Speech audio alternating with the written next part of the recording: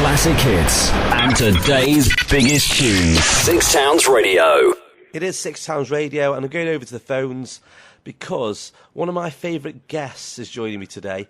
Alan Fletcher, who plays Karl Kennedy in Neighbours, has been on my show a couple of times. It's my pleasure to have him on the line today. Hello, Alan. How are you doing, mate? Oh, Terry, it's always great to speak to you. Thank you for taking the time.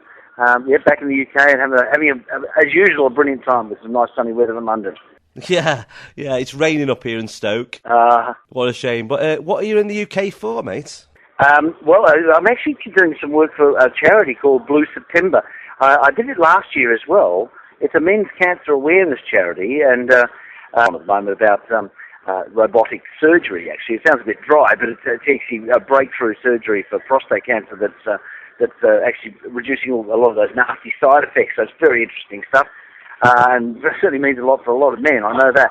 I'm just doing a bit of press to help raise awareness about men's cancer and get men thinking about the fact that they tend to die.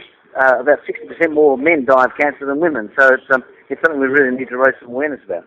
Yeah, I don't think it gets talked about enough, does it? No, it doesn't. There's obviously no competition between men and women on this situation. I mean, we all support the wonderful work that's done for breast cancer and so forth, and as we should. But it's I think men's cancer often gets slipped into the background a little bit because men actually don't tend to focus much on their health. Sadly, they put it into the back a bit, and 1,000 men died of cancer last year in the UK. The reason I'm here more than anything is to spread the message that we are getting on top of cancer. Some wonderful new treatments, targeted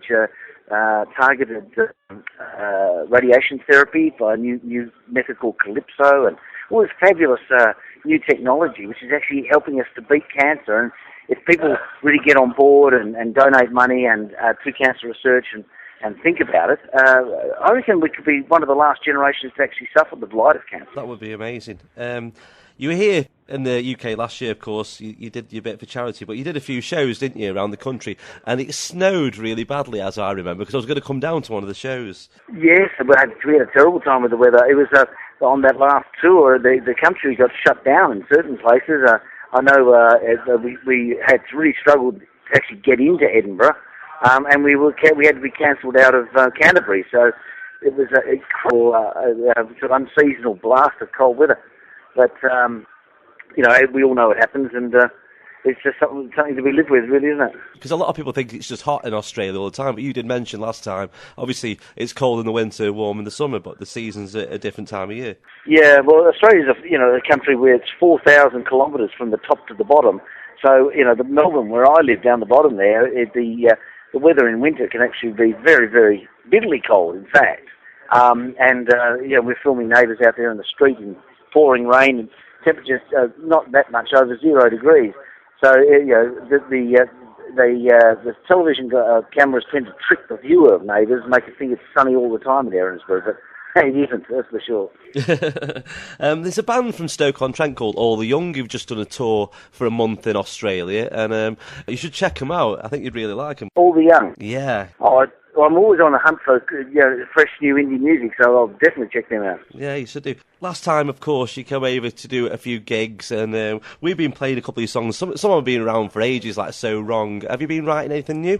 Yeah, we've got a few. I've actually been doing a bit of a change, actually. I've been writing songs for Karl Kennedy, because he's reformed his band Right Prescription. So I've had a lot of fun writing new songs for him in the style of as if he had been writing them in university days back in the 70s. So that's been very, very enjoyable.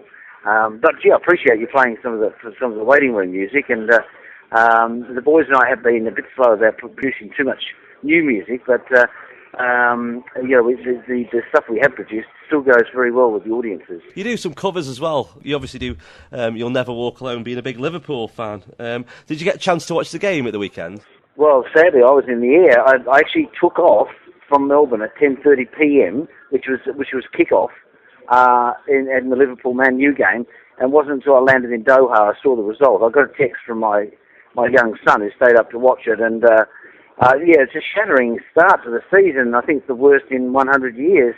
But having said that, though, I think that everyone's prepared to give Brendan Roger's a good going because the boys aren't playing badly. This is the funny thing. It's my son was furious about the Liverpool Man U game. He reckons that the penalty wasn't there and that we dominated the game and deserved to win. I've read somewhere that you've got family from the Wirral, haven't you? Yeah, I have indeed. Yes, family spread all over. There's a lot of through my father's side of the family. I'll be catching up with some family down here in London at my gig at the Walkabout on Thursday night as well, which should be fun. I've thought of another connection between you and Liverpool. It's a bit of a tenuous one, but your character's called Karl Kennedy. Your name's Alan Fletcher. If you mix the two, you get Alan Kennedy. Indeed. It's magic. No, but it's very true. I've got a very strong affinity to the town of Liverpool and the people of Liverpool. It's a fabulous place. It's got great spirit, and I have to say also with the result coming out about Hillsborough, it's been very interesting, and because I've read about Hillsborough quite extensively, and I know not everybody is satisfied with what the reports come up with, but certainly it is great that there has been some truth and justice has emerged about that. Let's just talk about Neighbours before we go quickly. Yep. You're in your 18th year as Karl Kennedy. Just finished my 18th. I'm just moving into my 19th year. Started in 1994, Terry. It started as a one-year contract. Unbelievable, isn't it?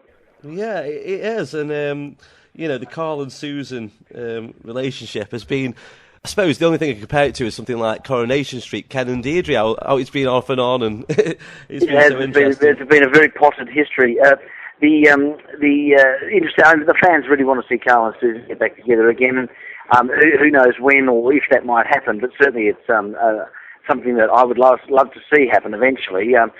Certainly Karl and Susan are still very good pals, even though they're not living together anymore, but they're great pals, and we still have some good stories together, and some very, very interesting Karl-Susan stuff coming up, particularly when Susan's sister turns up. Interestingly enough, Jackie Trent, who wrote the Neighbours theme, is from Stoke-on-Trent. Yeah. And, right. And she visited. I speak to her now and again. Yeah. And she came over to Stoke recently, and we had her in the studio. And she told me a little story about the Neighbours theme. She said when it was recorded with her and her ex-husband Tony, Barry Crocker recorded it in his dressing gown. But the actual song, when they were commissioned to do it, the show was going to be called Ramsay Street.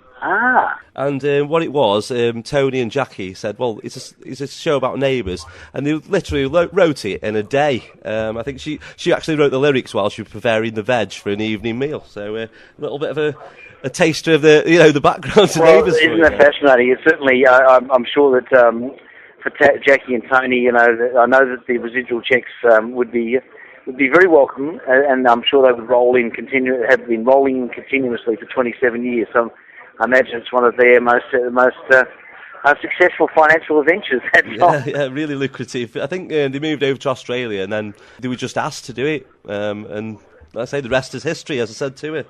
Yeah, it's marvellous, isn't it? The only other connection I can think between Staffordshire and Neighbours is Mark Little, who played one of my favourite ever characters, Joe Mangle. I think lives in Stafford. My favourite too. Yeah, my favourite too.